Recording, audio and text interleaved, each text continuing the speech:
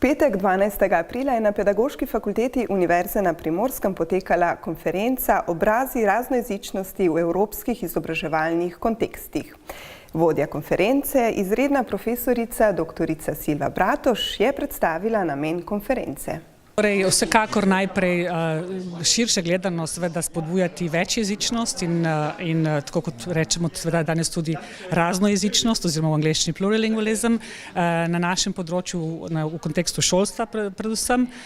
Sicer pa je bil osnovni namen, naš namen ta, da povežemo 3 projekte, pri katerih sodeluje Pedagoška fakulteta. Predstavila pa je tudi svoj pogled in oceno na večjezičnost na našem območju.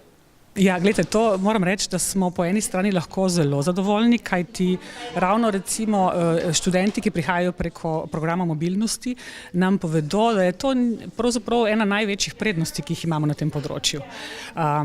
Torej večjezično okolje, dvojezično okolje, ki ga pa je seveda treba zelo gojiti, bom rekla, in vidimo predvsem na področju italijanščine kot drugega jezika, da prihaja do sprememb, ki niso najboljše in bi želeli, da se pravzaprav to premakne.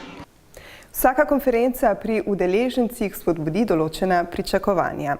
In kakšna ima vodja konference?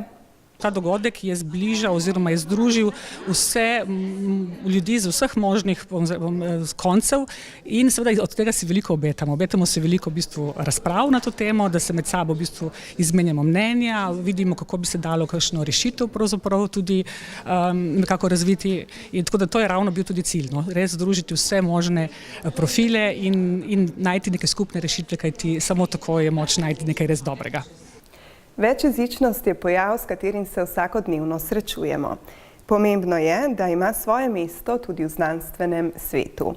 Tovrstne konference pa dodatno spodbujajo sobivanje in prepletanje različnih kultur in jezikov.